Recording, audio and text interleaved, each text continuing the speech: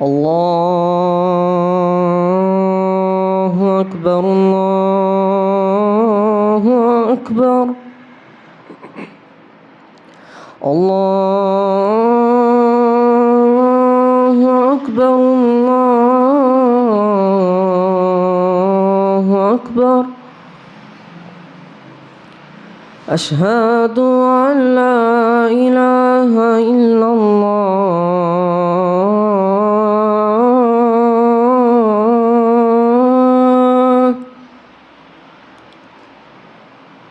أشهد أن لا إله إلا الله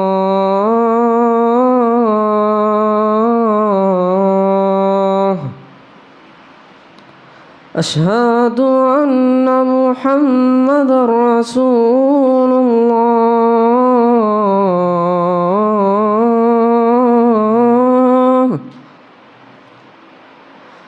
أشهد أن محمدًا رسول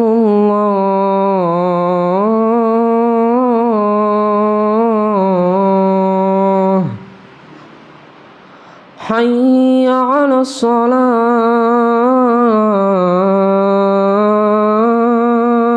الصلاة حي على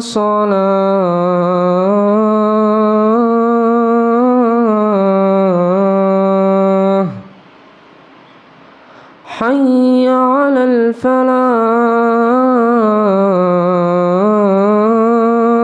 الفلاح حي على الفلاح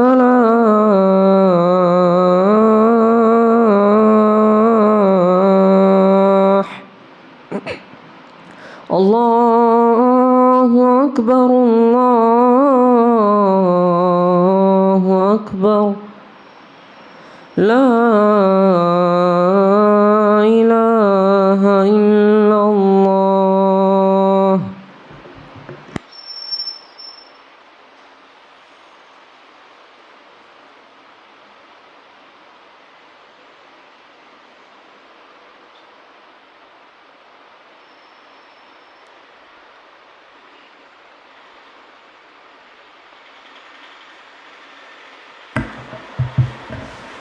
السلام عليكم ورحمة الله وبركاته. إن الحمد لله نحمده ونستعينه ونستغفره ونعوذ بالله من شرور أنفسنا ومن سيئات أعمالنا من يهده الله فلا مضل له ومن يضلل فلا هادي له ونشهد أن لا إله إلا الله وحده لا شريك له ونشهد أن محمدًا عبده ورسوله أما بعد فقد قال الله في محكم التنزيل العليم والفرقان المجيد فأعوذ بالله من الشيطان الرجيم بسم الله الرحمن الرحيم يا أيها الذين آمنوا اتقوا الله حق تقاته ولا تموتن إلا وأنتم مسلمون إن كنتم تحبون الله فاتبعوني يحببكم الله النبي أولى المؤمنين في أنفسهم صدق الله العليم. அளவற்ற அருளாளனும் நிகரில்லா பேரன்புடையவனும் ஆகிய எல்லாம் உள்ள தேகரின் திருப்பெயரை போற்றியுண்டாகும் புகழ்ந்தவனாகும் எனது ஜும்மா உரை ஆரம்பம் செய்கின்றேன். வல்ல நாயனின் சாந்தியும் சமாதானமும் நபிகள் நாயகம் ஸல்லல்லாஹு அலைஹி வஸல்லம் அவர்கள் மீதும் அன்னாரின் குடும்பத்தார் மீதும் அன்பு தோழர்கள் சத்திய சகாபாக்கள் மீதும் சகாபிய பெண்மணிகள் மீதும் தாபீன்கள் தபா தாபீன்கள் அல்லோர் இமாம்கள் குறிப்பாக மூமீனான ஆண்கள் மீதும் மூமீனான பெண்கள் மீதும் இறைவனுடைய வற்றாத நிறுத்தமாக. அன்பார்ந்த இஸ்லாமிய பெரியோர்களே, தாய்மார்களே, சகோதர சகோதரிகளே, புனிதமிக்க ஜும்மா என்ற வணக்கத்தை நிறைவேற்ற வந்திருக்கிறோம். அல்ஹம்துலில்லாஹ். நபிகள் நாயகம் ஸல்லல்லாஹு அலைஹி வஸல்லம் அவருடைய வாழ்க்கையில் அவர்கள் இந்த உலகத்தில் வாழ்ந்து மூமீன்களுக்கு ஒரு முன்மாதிரியாக திகழ்ந்திருக்கிறார்கள். அதை திருமுறை குர்ஆனில் அல்லாஹ் குறிப்பிடும் பொழுது லக்கது காலலுக்கும் ரசூலுல்லாஹி உஸ்வத்தின் ஃபின் ஹஸனா, இந்த நபியிடத்திலே அழகான முன்மாதிரி உங்களுக்கு இருக்கிறது என்ற வசனத்தின் அடிப்படையிலே நபிகள் நாயகம் ஸல்லல்லாஹு அலைஹி வஸல்லம் அவர்கள் இந்த உலகத்திலே மனித சமுதாயத்திற்கு பிறப்பிலிருந்து இறப்பு வரைக்கும் அவர்கள் சந்திக்கக்கூடிய எல்லா காரியங்களுக்கும் அல்லாஹ்வின் தூதர் தான் முன்மாதிரியாக அமைந்திருக்கிறார்கள். அப்படி இருக்கும் பொழுது நபிகளாருடைய வாழ்க்கையிலே முக்கிய இடத்தை பிடித்திருப்பது திருமணம் என்ற வாழ்க்கை முறை. இதை நபிகளார் அவர்கள் குறிப்பிடுகிறார்கள், நிக்காஹு மின் சுன்னதி, நிக்கா எனது வழிமுறை என்று அல்லாஹ்வின் தூதரும் குறிப்பிடுகிறார்கள். அப்போ நபிகள் நாயகம் ஸல்லல்லாஹு அலைஹி வஸல்லம் அவர்களுக்கு இந்த இஸ்லாமிய மார்க்கம் என்பது எல்லா வழிகாட்டுதலையும் கொடுத்திருக்கிறது. அதிலே ஒரு வாழ்க்கை வழிகாட்டியாக இருக்க வேண்டுமென்றால் குடும்பவியல் என்பது முக்கியமான இடத்திலே இருக்கிறது. ஏனென்றால் இந்த உலகம்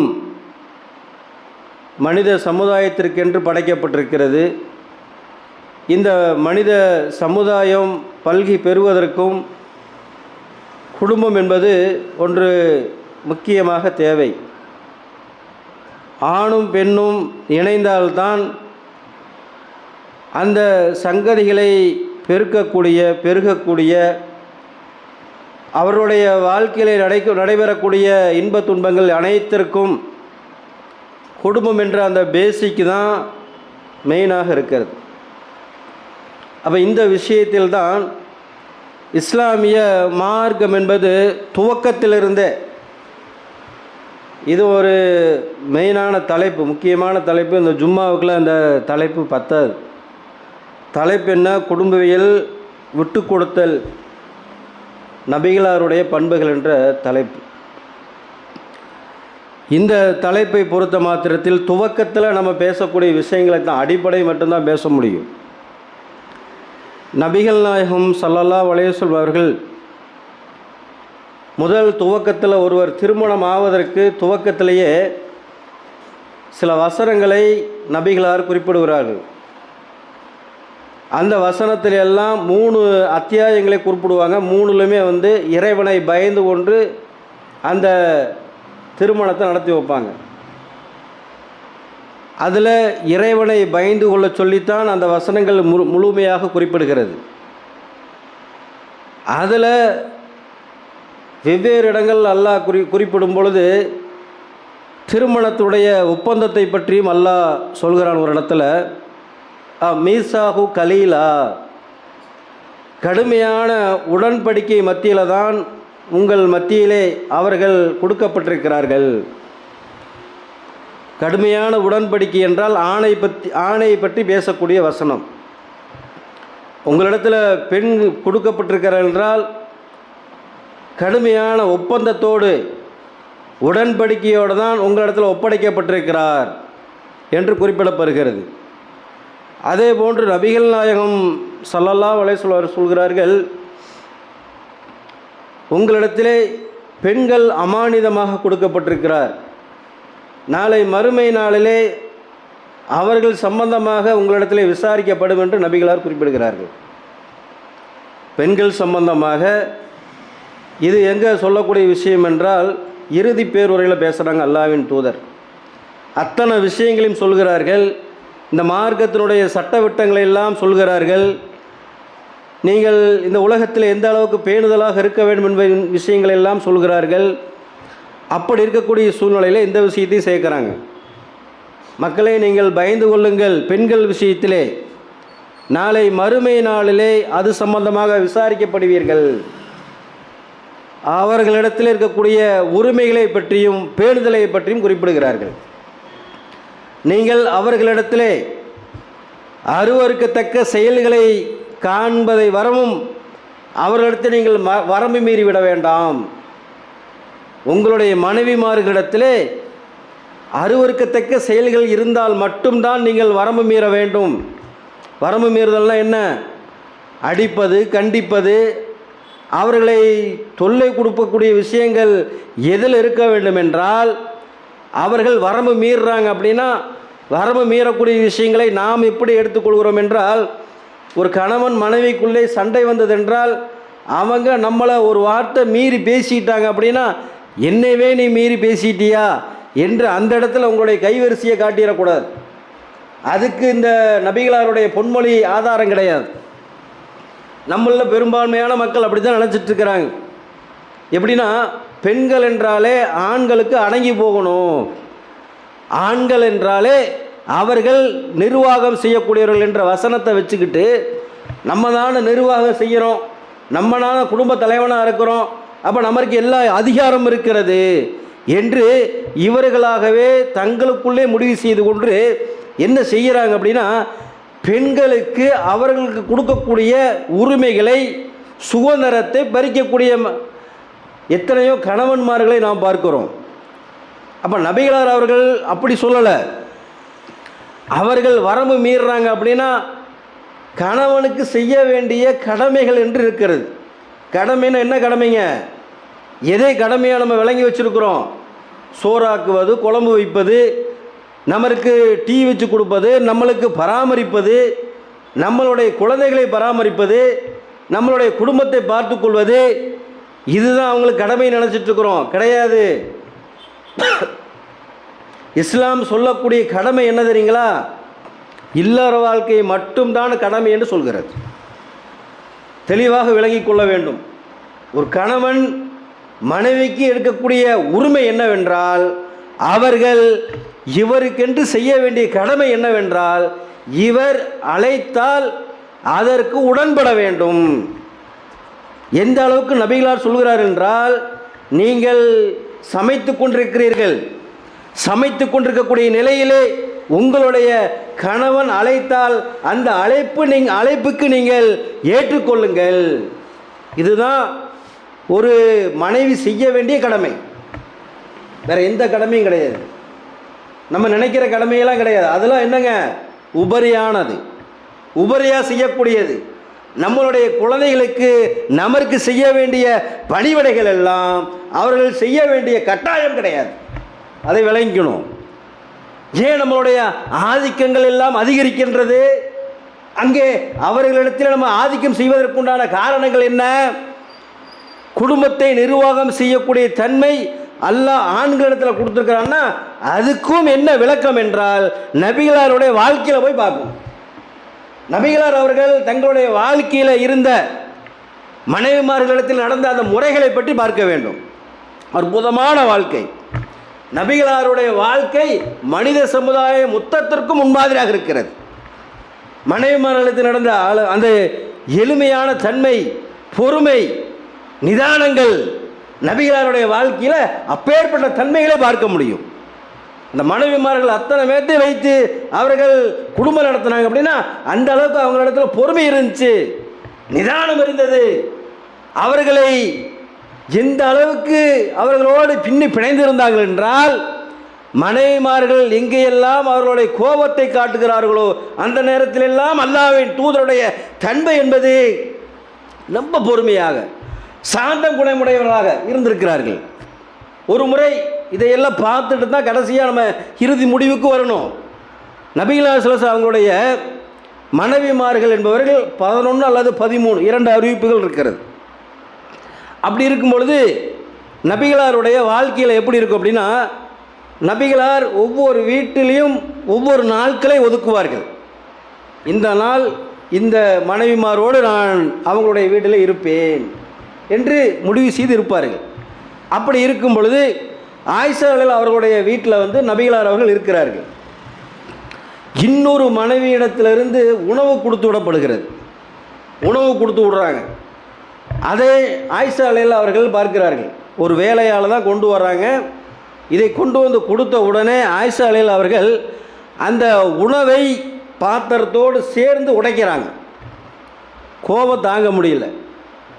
எனக்கு இன்றைக்குரிய நாள் எனக்குரியது, அல்லாஹ்வின் தூதர் என்னுடைய கணவருக்கு பணிவிடைகள் செய்வது, உணவு கொடுப்பது எல்லாம் இன்றைக்கு எனக்குரிய உரிமை. இதை இன்னொரு மனைவிக்கு நான் விட்டு கொடுக்க மாட்டேன் என்று ஆயிஷா அலைஹில் அவர்கள் அந்த இடத்துல அந்த பாத்திரத்தை போட்டு உடைக்கிறாங்க. உணவும் சிதறுகிறது. இதை அல்லாஹ்வின் தூதர் பார்த்து விட்டு சொல்கிறார்கள். அந்த வேலையாளர் சொல்கிறாங்க, உம்முடைய தாய் மிகவும் ரோசக்காரர் என்று சொல்கிறார். மிக ரோசமுடையவர்கள். இந்த வார்த்தையை மட்டும்தான் சொல்கிறாங்க. சொல்லிவிட்டு நபிகளார் அவர்கள் அங்கே கிடக்கக்கூடிய உணவுகளை எல்லாம் ஒன்று சேர்க்கிறார்கள். அந்த பாத்திரத்தை எடுக்கிறாங்க. எடுத்து விட்டு ஆயிஷா அலைஹில் அவர்களிடத்தில் இதற்கு பதிலாக வேறு பாத்திரத்தை கொடுங்க அப்படின்னு கேட்குறாங்க. வேறு பாத்திரம் கொடுத்த உடனே அந்த பாத்திரத்தை அவங்களிடத்துல கொடுத்து விட்றாங்க. இதை கொண்டு போய் உங்களுடைய தாய் இடத்துல கொடுத்துருங்க என்று சொல்கிறார்கள். அப்போ ஆயிஷா அவங்களை சொல்கிறாங்க, நீங்கள் ரோசப்பட்டது என்னமோ சரிதான், ஆனால் இந்த அநீதிக்கு ஈடு கட்டுவதற்கு உங்களுடைய பாத்திரத்தை தான் நீங்கள் கொடுக்கணும். கூடாது, எடுத்துகிட்டு போங்கன்னு சொல்கிறது ஒரு வகை.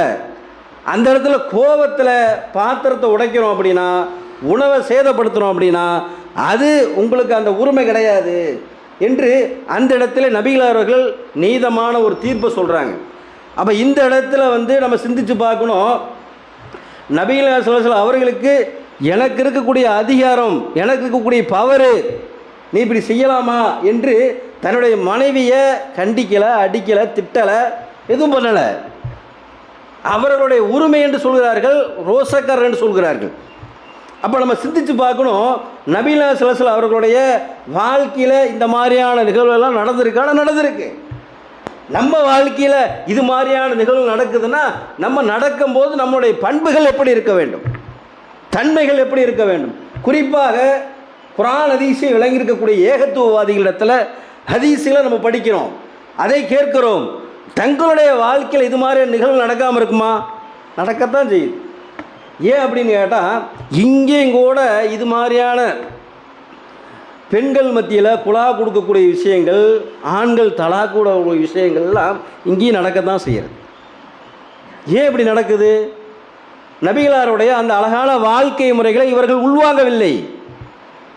பெண்களை பற்றி நபிகளார்கள் வேறு இடத்துல சொல்லும் பொழுது, பெண்கள் என்பவர்கள் பொதுவாகவே விலா எலும்பை போன்றவர்கள். பெண்களை பற்றி எப்படி சொல்கிறாங்க? விலா எலும்பை போன்றவர்கள். அவர்களை நீங்கள் வளைத்து விடாதீர்கள். வளைந்த நிலையில் தான் இருக்கும், நெம்ப போட்டு வளைக்காதீங்க. அப்படி வளைச்சிங்க அப்படின்னா அது ஒரு கட்டத்துக்கு பிறகு முறிந்து விடும். இதே இந்த உதாரணத்தை சொல்கிறாங்க. சொல்வதற்குண்டான காரணம் என்ன? நபிகளாருடைய அந்த வார்த்தை என்பது ஒரு வார்த்தையை சொன்னாங்கன்னா அதில் 1000 அர்த்தங்கள் இருக்கும். அப்போ இதை எதுக்கு சொல்கிறாங்க அப்படின்னா, இதை நீங்கள் நிதானமாக பார்த்து கொள்ள வேண்டும். எந்த இடத்துல எல்லாம் உங்களுக்கு பிரச்சனை வருதோ அங்கே நெம்ப போட்டு முறிக்கக்கூடாது. அவங்கள கண்டிக்கிறங்கிற பெயரில் ஓவராக கண்டிச்சிடக்கூடாது, அடிச்சிடக்கூடாது, திட்டிடக்கூடாது, ஏசிடக்கூடாது. சில பேர் கேவலமாலாம் பேசுவாங்க. தங்களுடைய மனைவி இடத்துல தன்னை உயர்த்தியும் தன்னுடைய மனைவியை தாழ்த்தியும் பேசக்கூடிய நிலைகளெல்லாம் பார்க்குறோம். அப்போ இதையெல்லாம் இஸ்லாமிய மார்க்கம் நபிகளார் ஸல்லல்லாஹு அலைஹி வஸல்லம் அவர்கள் எப்படி சொல்கிறாங்க அப்படின்னா, உங்களுடைய மனைவி உங்களுடைய விலா எலும்பை போன்று, அதை நீங்கள் முறித்து விடாதீர்கள். முறிச்சிங்கன்னா ஒரே முட்டை உடஞ்சிரும். குடும்பத்தில் எத்தனையோ குடும்பத்தில் பார்க்குறோம், தங்களுடைய மனைவியினுடைய அவர்கள் செய்யக்கூடிய விஷயங்களை சின்ன சின்ன விஷயங்களாக இருந்தாலும் அதை பெருசுபடுத்தி பூதாகரமாக்கி அந்த வாழ்க்கையில் பிரிவினை ஏற்படுத்தக்கூடிய நிலைகளை பார்க்குறோமா இல்லையா? அப்போ இந்த மாதிரியான நிலைகள் எல்லாம் ஏற்படுது என்றால், இது மாதிரியான ஹதீஸுகளை நம்ம உள்வாங்கணும். அப்படின்னா நபிகளாருடைய வாழ்க்கையில் நடந்த அந்த சம்பவங்கள் எல்லாம் உள்வாங்கணும் என்றால் கண்டிப்பாக நம்மளுக்கு என்னதான் வரும்? பொறுமை என்ற அந்த தன்மை வரும். இன்னும் சொல்ல போனால் ரசூல் ஸல்லல்லாஹு அலைஹி வஸல்லம் அவர்களுக்கு மனைவிமார்களிலிருந்து வந்த நெருக்கடிகள் என்பதை திருமறை குர்ஆனே பேசுகிறது. நபிகளார் ஸல்லல்லாஹு அலைஹி வஸல்லம் அவங்கள அல்லாஹ்வே ஒரு வசனத்தையே அருள்றான். ஏன்? ஆயிஷா ரலியல்லாஹு அவர்கள் எப்பேற்பட்ட மனைவி, எவ்வளோ அருமையானவங்க, எவ்வளோ சிந்திக்கக்கூடியவங்க, சார்பாக சிந்திக்கக்கூடியவங்க. அவங்களிலிருந்துலாம் இந்த நெருக்கடிகள் ஏற்பட்டிருக்கிறது. ஜைனப் ரலியல்லாஹு அவர்கள் எவ்வளோ அமைதியான மனைவி. ரொக்கையா, அதே போன்று உமர் ரலியல்லாஹு அவருடைய மகள் அந்த மனைவிமார்கள் எவ்வளோ அருமையானவங்க. இந்த மாதிரியான ஆறுகள்கிட்ட இருந்தெல்லாம் ரசூல் ஸல்லல்லாஹு அவர்களுக்கு நெருக்கடி ஏற்பட்டிருக்கிறது. இதையே அல்லாஹ்வின் தூதருக்கு இந்த மாதிரி நெருக்கடி வந்த உடனே இறைவன் ஒரு வசனத்தை அருள்றான். நபியே, நீங்கள் அவர்களை அழையுங்கள், அழைத்து அவர்களுக்கு இந்த உலக வாழ்க்கை சிறந்ததென்று அவர்கள் எண்ணினால் அவர்களுக்கு தேவையானதை வழங்குங்கள்.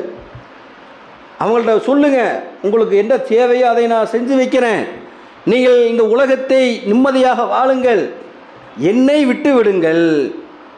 உங்களுக்கு ஒரு கால் மறுமை தேவைப்பட்டதென்றால் நீங்கள் என்னோடு வாழுங்கள் என்று அவர்களிடத்தில் சில உபதேசம் பண்ணுங்கன்னு சொல்லப்படுது.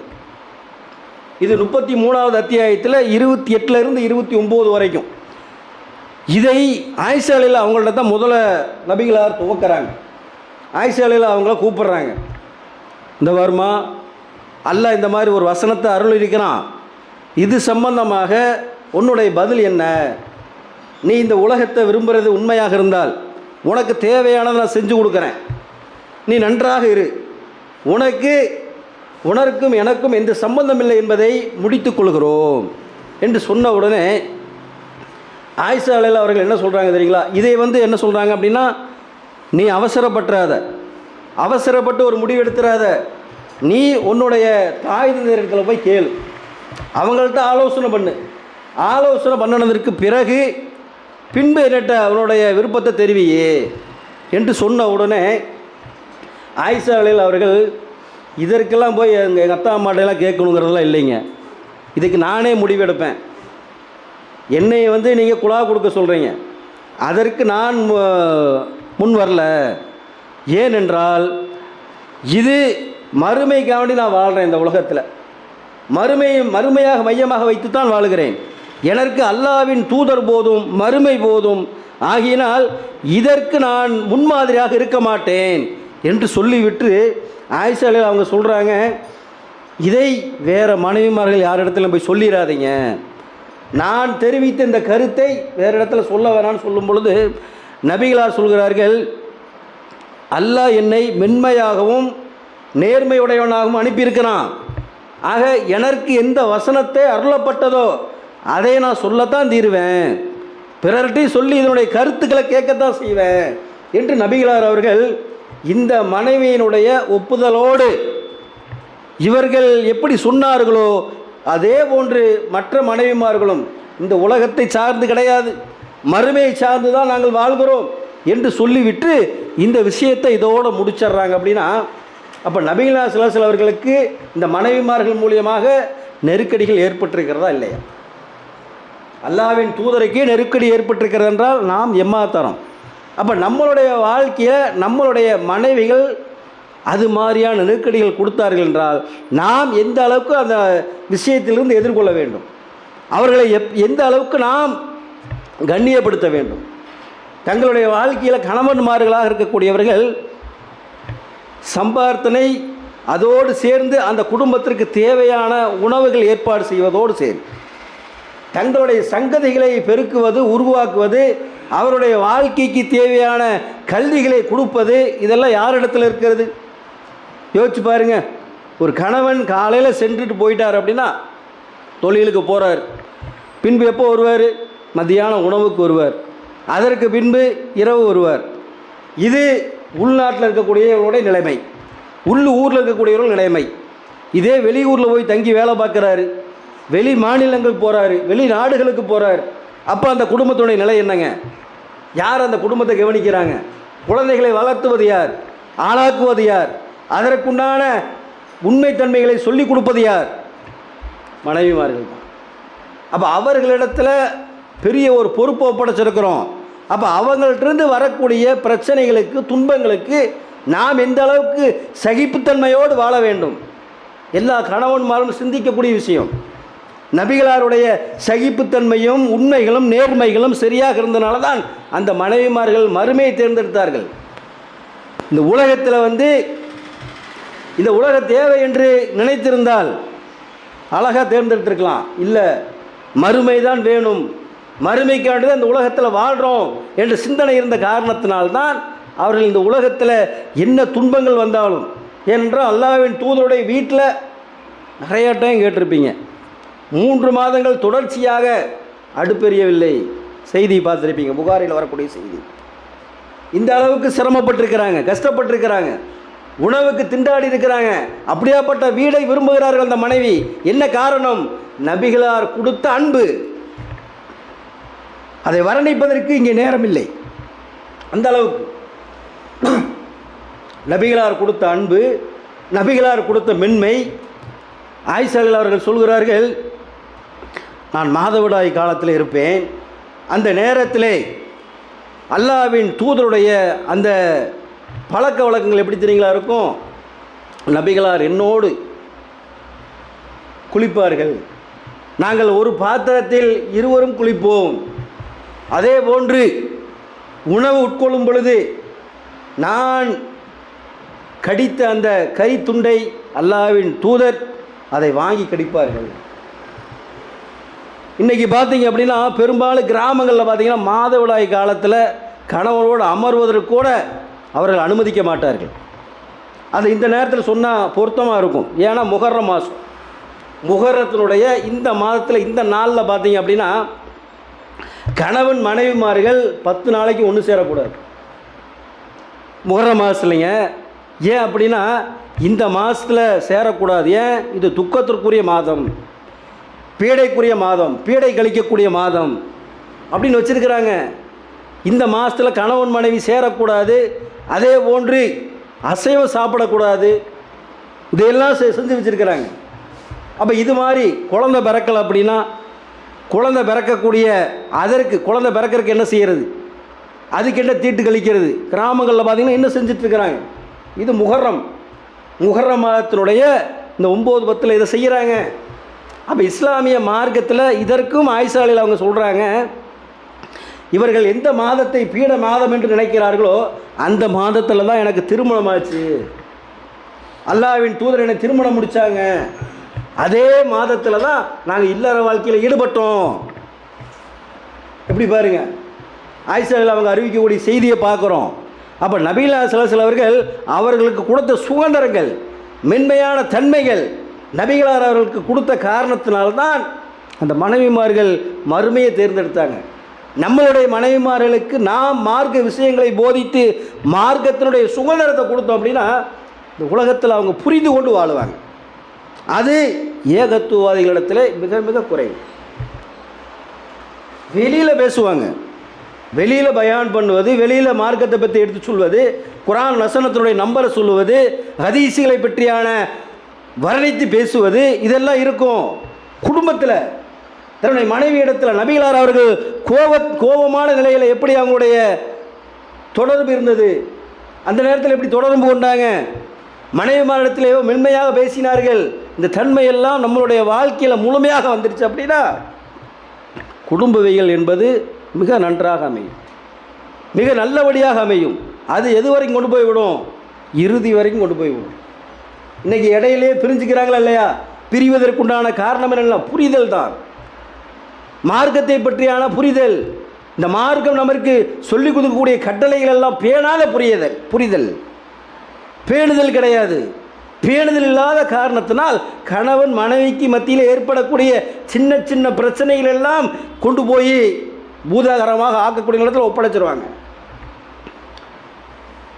சுற்றி வளைச்சு வரும், நேருக்கு நேராக பேச மாட்டாங்க, நேருக்கு நேராக அந்த பிரச்சனையை முடிக்க மாட்டாங்க. சுற்றி வளைத்து வந்து மிகப்பெரிய பூதாகரமாகி அந்த விஷயத்திலே இருவர்களும் பிரிந்து நில்லக்கூடிய நிலைகளை பார்க்கிறோமா இல்லையா? இது நபிகள் ஸல்லல்லாஹு அலைஹி வஸல்லம் அவங்களுடைய காலத்தில் இல்லை. நேரடியாக பேசுவார்கள் நபிகளார் அவர்கள். தன்னுடைய மனைவிமாரிடத்தில் எது உனக்கு பிடித்திருக்கிறது, எது பிடிக்கல என்று கேட்டு அவருடைய திருப்திகளை, அவர்களுடைய எண்ணங்களை புரிந்து அதன் அடிப்படையில் வாழ்ந்தார்கள். அது குடும்பவியல், இஸ்லாமிய குடும்பவியலாக அருமையான முறையில் அமைந்தது. அப்பேற்பட்ட வாய்ப்பை வல்ல ரப்புல் ஆலமீன் உங்களுக்கும் எனக்கும் தர வேண்டும் பிரார்த்தித்தவனாக எனது உரையை நிறைவு செய்கிறேன். அஸ்ஸலாமு அலைக்கும்.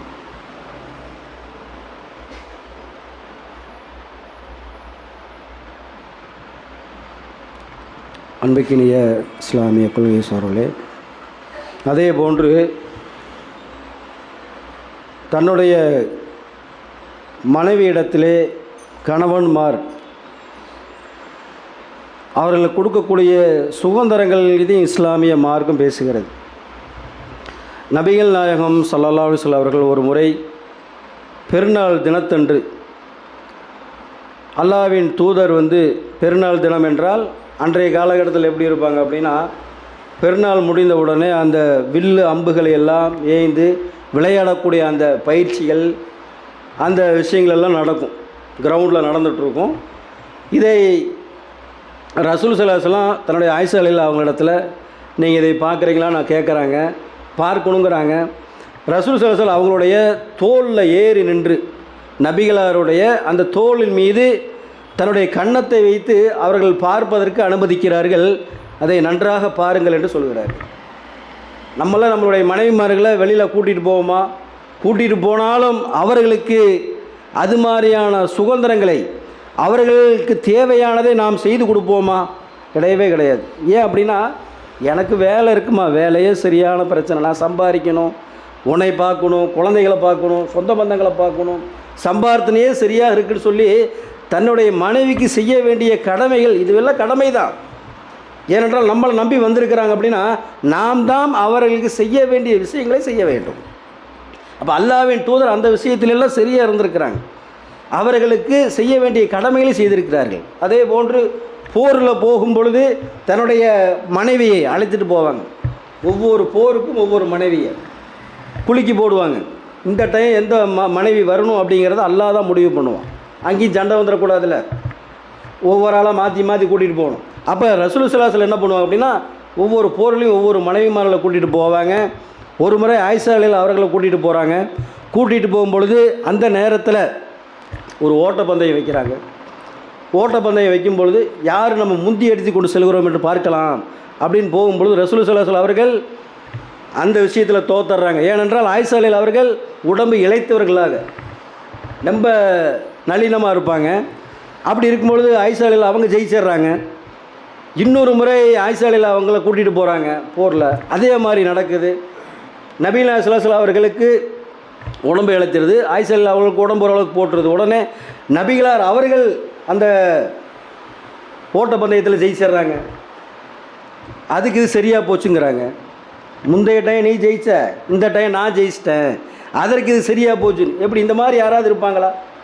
நாட்டினுடைய அதிபதி, ஒரு சக்கரவர்த்தியாக இருந்து கொண்டு உலகத்திற்கெல்லாம் மாமனிதராக வாழ்ந்தவர், இறுதி தூதராக இருந்தவர், இப்படி நடக்க முடியுமா? நபிகளாக இருந்திருக்கிறாங்க. ஆக இந்த மாதிரி விஷயங்கள் நம்மளுக்கு முன்மாதிரியாக இருக்காது. அப்போ இதையெல்லாம் தங்களுடைய வாழ்க்கையில் எடுத்து கடைபிடித்து ஒரு முன்மாதிரியாக திகழக்கூடிய சமுதாயமாக அல்லாஹ் உங்களையும் என்னையும் ஆக்கியவனோடு பிரார்த்தித்தவனாக எனது உரையை நிறைவு செய்கின்றேன். அஸ்ஸலாமு அலைக்கும்.